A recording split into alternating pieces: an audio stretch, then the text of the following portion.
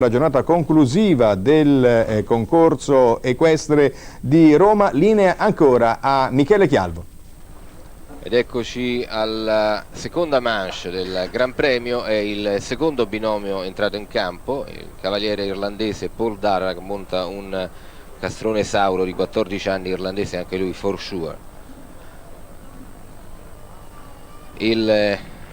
Entrano in campo, come avevamo detto prima, i binomi con 4 penalità.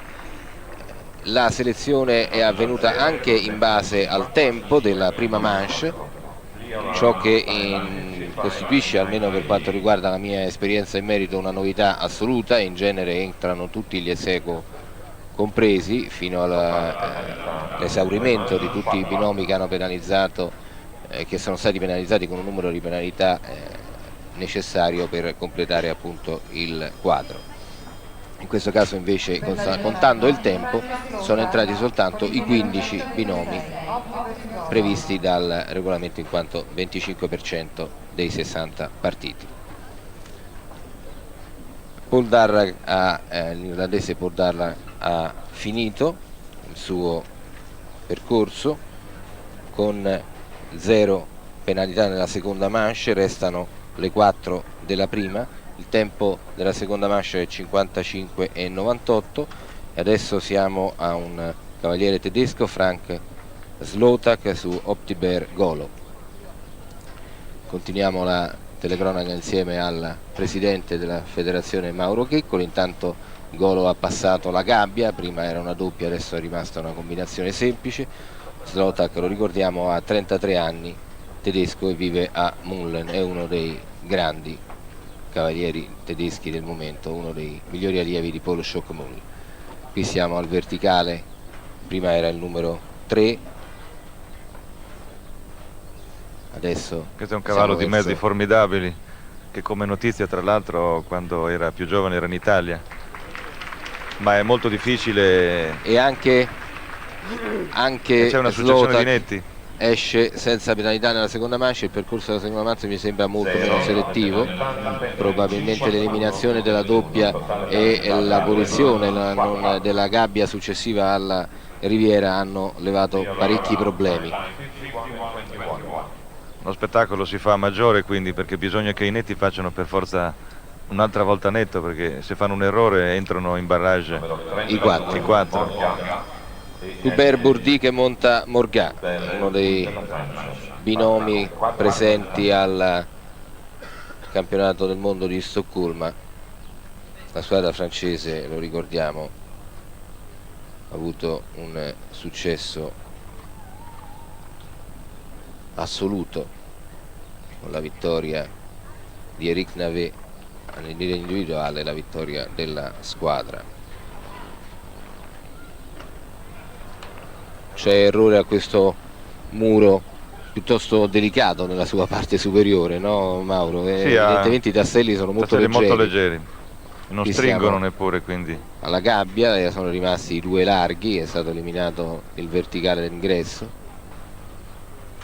E a proposito dei cavalieri francesi, il primo a entrare era Roger-Yves Bost, non l'abbiamo visto guardando il ciclismo, e su questo nome si apriranno polemiche notevoli. Io avevo accennato nel corso della telecronaca della fine della prima manche, c'è errore per Bourdi al verticale di 5 barriere, che avevamo visto un ingresso nell'acqua assolutamente chiaro, evidente, che però la giuria non aveva preso in considerazione, e tra l'altro proprio questa mancanza di considerazione di questo errore ha escluso, in quanto 16° dalla classifica, il nostro Gianni Covoni, che sarebbe quindi, se la giuria avesse tenuto conto di quell'errore, sicuramente entrato nella seconda manche. Veramente un peccato. C'è la possibilità di un ricorso, Presidente? Ma sono ricorsi che comunque non sono destinati al successo, perché una volta che la gara è fatta, e quindi è ben difficile che si possano modificare le cose. Un'altra cosa che va detta è peccato che un altro bellissimo percorso aveva fatto Lisublinois con il nostro Baroni, che è qui di fianco a me tra l'altro, e che veramente aveva mostrato un cavallo molto in forma, molto scattante, molto pimpante. Aveva fatto un errore, ma aveva il tempo di pochi centesimi errore anche in questo caso all'ostacolo numero 1, che si dimostra forse il più difficile di questa seconda manche, almeno fino adesso. Intanto Bourdi era uscito con 8 penalità nella seconda manche, quindi un totale di 12 fra le due. Gabbia di larghi, fino adesso non ha creato grossi problemi. Questo il cavaliere in campo è Stefan Lauber, monta Lugana seconda, un cavaliere svizzero. In questa seconda parte di questo secondo percorso si riprendono i primi ostacoli della prima manche. Vedete questo verticale, anche in questo caso è stato toccato, evidentemente. Si tocca un po' tutto, ma non molto leggero, molto leggero. Non cadono. Ma questo è uno dei cavalli buoni del momento nel campo ostacoli. Ecco, io intanto che il Stefan Lauber esce dal percorso con 4 penalità, vorrei sentire un attimo Gianni Comoni che è qua dietro di me. Allora, proprio un colpo di sfortuna. Sì, per l'errore primo, secondo per questa penalità che non è andata a bosta alla Riviera, mi ha costato rimanere fuori dalla seconda manche. Ci avrei tenuto molto a entrare in questa seconda manche perché il primo giro ha saltato veramente bene. Intanto il mio cavallo. vedete a rallenti proposto da Roberto Gambuti i passaggi tutti un po' pericolosi di Stefan Lauber. Ma la squadra si è mossa, ha fatto qualcosa? Hanno provato ad andare, ma lo stesso giudice alla Riviera ha detto che non era errore. E il cavaliere che ha fatto l'errore, Bost, dice che ha fatto errore, lui stesso riconosce di averlo fatto. Poi però purtroppo non c'è più niente da fare. Poi se avremo tempo vi faremo le regole rivedere. dure dello sport, d'altra parte abbiamo la registrazione di quella inappellabile. Adesso abbiamo Willy Melliger, grande nome dell'equitazione svizzera, monta Moët Chandon, quinta C, si avvia alla gabbia, è senza errori fino adesso, ha 38 anni e vive a Neuendorf. Fa parte della squadra svizzera in Coppa ormai quasi permanentemente. Willy Melliger su Moët Chandon, quinta C. È un cavaliere molto fine, molto tecnico. Direi che è una senza monta problemi, no? Per adesso senza problemi, salvo questo errore. L'abbiamo detto troppo presto. Questo insegna che non si può mai parlare fino alla fine. È il cavaliere svizzero, mi segnala Luciana Rota, che è qui accanto a me, che a Piazza di Siena ha ottenuto nella storia del concorso il maggior numero di vittorie. E la Svizzera è sempre stata presente. È veramente un grande cavaliere, un grande preparatore di cavalli, tra l'altro. E adesso dovremmo avere un ingresso in campo assolutamente eccezionale. Pierre Durand che monta Jappeloup. Dovrebbe essere l'addio di Jappeloup alle grandi gare, ai grandi. A questo cavaliere bisogna fare un grandissimo elogio, perché con molta umiltà si sta portando avanti un cavallo difficile e non tanto affidabile come è Pimpin du Vallon, che lo ha scaricato anche oggi a Piazza di Siena, e lo ha scaricato tempo fa anche. E infatti proprio questa caduta di questa mattina probabilmente è la causa del fatto che noi vediamo Pierre Durand entrare fra i primi invece che tra gli ultimi, come sarebbe stato buon diritto, perché ha fatto un percorso stupendo Jappeloup nella prima manche, soltanto che al penultimo ostacolo Durand si è chiaramente lasciato andare, come se il percorso fosse praticamente già finito. Invece l'ultimo ostacolo della prima manche, che è un ostacolo presente in questo secondo giro, era un ostacolo piuttosto difficile, aveva penalizzato già molti binomi, ha tradito anche lui. Quindi 4 le penalità per il binomio campione olimpico Pierre Durand su Jappeloup. È sempre un cavaliere di grande eleganza, il no? cavallo ha un talento formidabile, direi. In questo caso è proprio cavallo piuttosto un cavallo piccolo, assolutamente fuori del normale. Credo che sia uno di quei cavalli che entreranno nella storia dell'equitazione, perché con un fisico assolutamente modesto e ridotto rispetto, avete visto Golo pochi cavalli fa, certamente pesa il doppio di questo cavallo qui, ha una statura di 30 cm superiore o quasi, eppure questo cavallo riesce a superare gli ostacoli con una facilità, con una leggerezza incredibile. È dovuto certamente a una parte di carattere, di volontà e di determinazione che è insita nel cavallo. Questo è un lato che nei cavalli purtroppo non viene mai abbastanza c'è purtroppo un errore proprio sull'ultimo ostacolo probabilmente d'altronde. Probabilmente questo mal di schiena, infatti io mi pare di vedere un'espressione piuttosto sofferente di Pierre Durand a cavallo. Sì, decisamente sì, si risente sicuramente di un dolore per la caduta di questa mattina, l'abbiamo visto passare qua sotto, l'avete visto anche voi, era caduto tra l'altro anche a Cervia Durand su Pimpin du Vallon, lo stesso cavallo appunto a cui accennava poco fa il presidente Checcoli. Questo è il cavallo campione del mondo.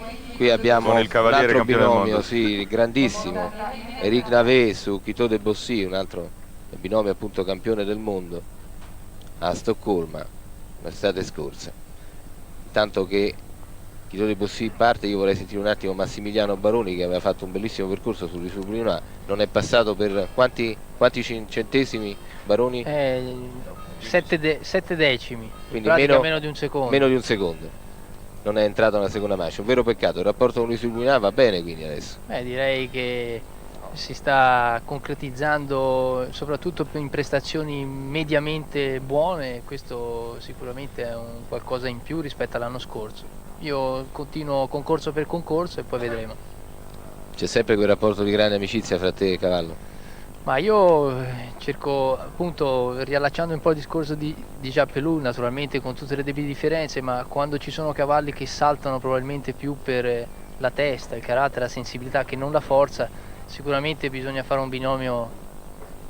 Adesso finiamo di seguire Eric Navet su Quito de Bossy con questa sua abitudine che abbiamo già notato varie volte. Siamo all'ultimo ostacolo, è passato senza errori agli ostacoli, senza errori al tempo.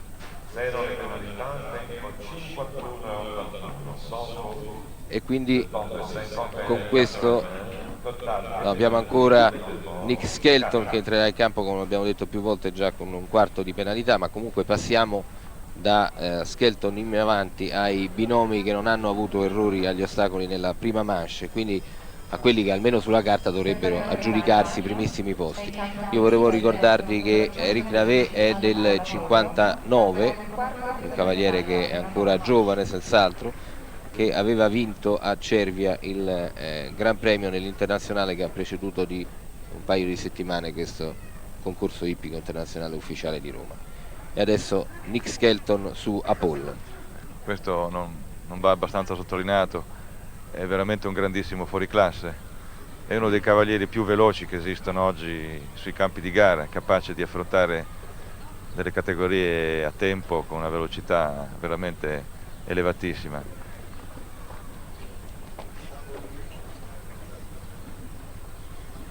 E ancora senza errori agli ostacoli. Questo è l'ostacolo che nella prima manche era l'ultimo, quello che ha tradito appunto il binomio Durand-Jablou. Qui riprendiamo invece la parte iniziale del percorso della prima manche, che sarà il numero 2, un ostacolo che ha dato molti problemi ai nostri. Si è salvato bene. Si è salvato bene, c'è stato un momento.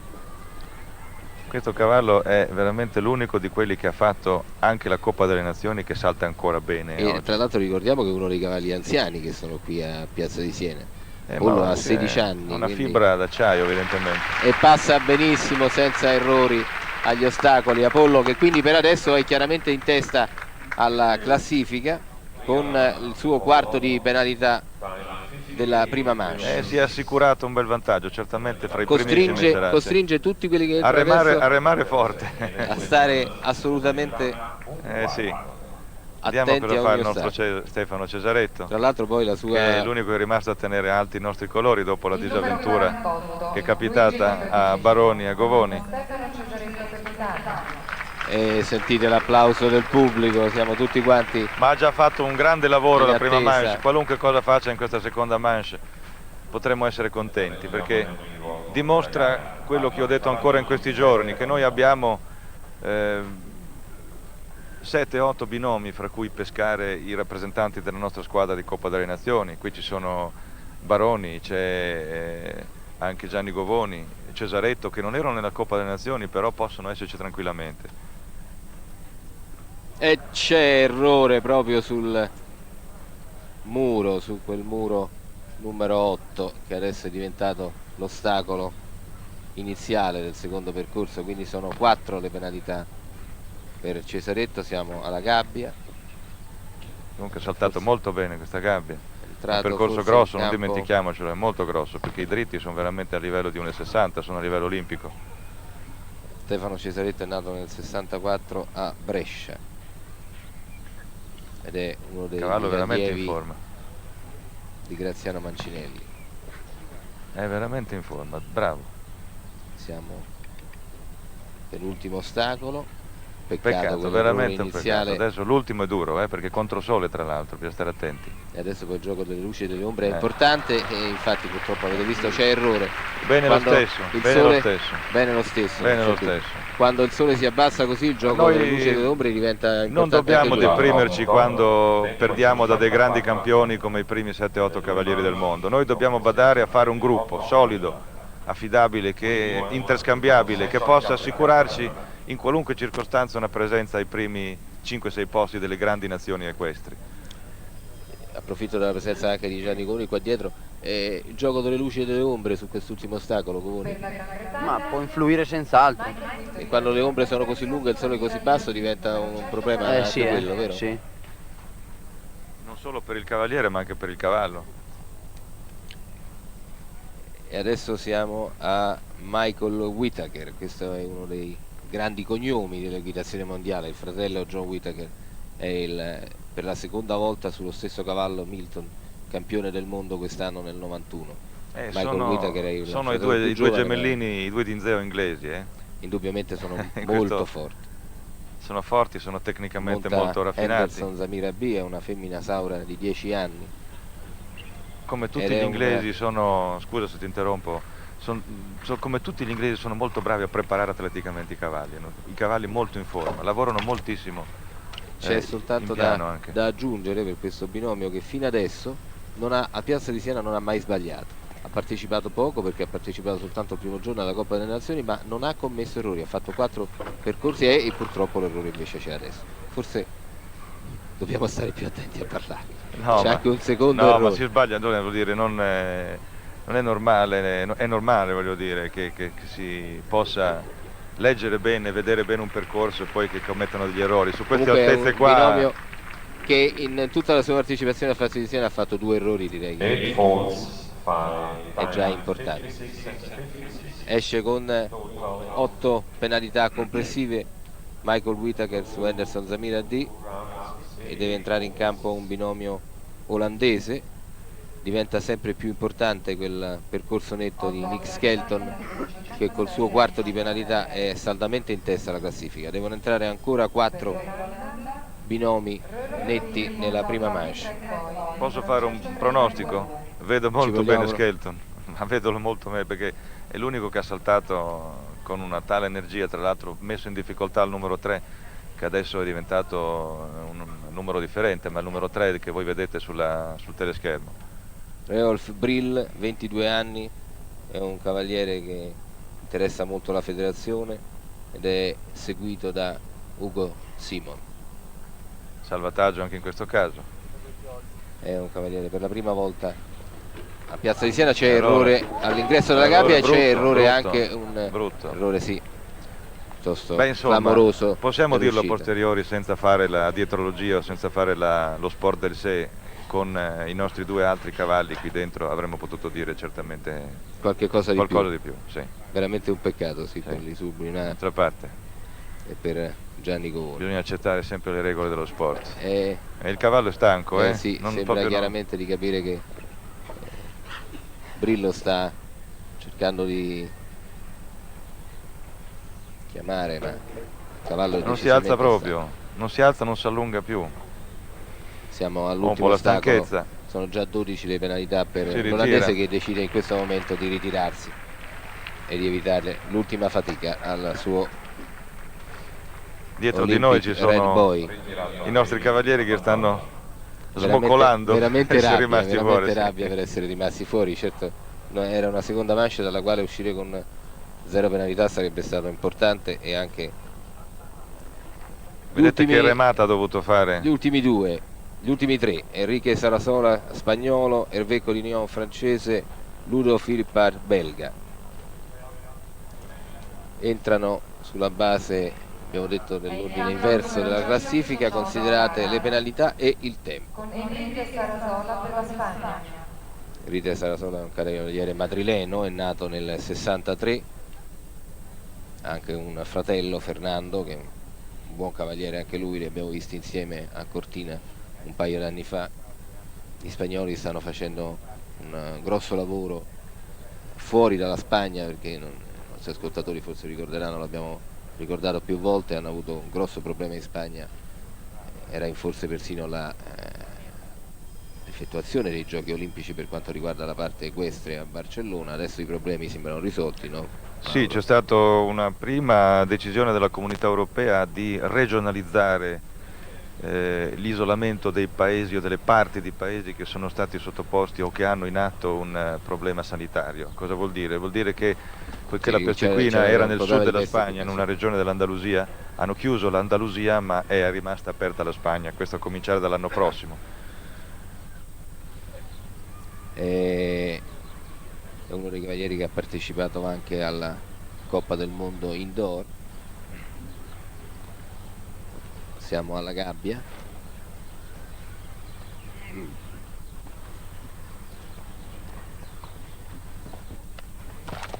Adesso questo è l'ostacolo che dicevamo ha tradito il binomio Duran-Japloup. In questo momento era salito vicino a noi il direttore della Renault Italia per dirci che questo sta infilando un percorso che può sistemare tutti. Siamo alla fine del percorso, è l'ultimo non ostacolo. Diciamo niente. Io non parlavo più per paura di fare lo stesso errore. Bravo. Prima. Infatti abbiamo parlato troppo presto. C'è errore c'era la probabilità, c'era il 50% di probabilità. Per Sarasola sull'ultimo ostacolo è sempre più importante quel netto di Nick Skelton, che è ancora in testa alla classifica col suo quarto di punto di penalità. A questo punto sono secondi chiaramente i 4 e fino adesso il 4 con il miglior tempo è quello di Quito de Bossy di Eric Davet su Quito de Bossy. Hervé Codignon, l'ultimo è Ludo Philippe Pires. Questo Hervé Codignon monta Prince Dinkoville. Magnifico percorso nella prima manche. Codignon ha 39 anni, vive a Bonnières-sur-Seine, è stato campione di Francia nel 78, nel 79, è stato più di 40 volte presente in Coppa delle Nazioni per la sua squadra. Era anche al campionato d'Europa nell'89 quando la Francia ha conquistato la medaglia d'argento. Il suo primo cavallo è la Belletiere, ma qui a Piazza di Siena per il Gran Premio ha deciso di montare il suo Dinkoville. Siamo alla gabbia, cavallo molto fresco, salta molto bene. Questa scelta di montare il secondo cavallo, si vede, lo sapeva, la Belletiere lo sapeva. E poi tra l'altro nelle gare precedenti qui non è che avesse fatto grandi risultati, che a Piazza di Siena aveva il miglior piazzamento fino adesso, al 10° posto evidentemente, però ma non è la prima volta che un cavallo magari tenuto fresco, guarda il caso dei campionati del mondo, Quito è un cavallo che è uscito fresco all'ultimo momento, poco spremuto, mentre tutti gli altri cavalli hanno fatto di tutto durante l'anno. Parliamo più. Bravo. È passato, è netto, è un doppio netto, è il primo doppio netto del Gran Premio Roma edizione 91. Per Philippe Pires sarà molto duro. Fatto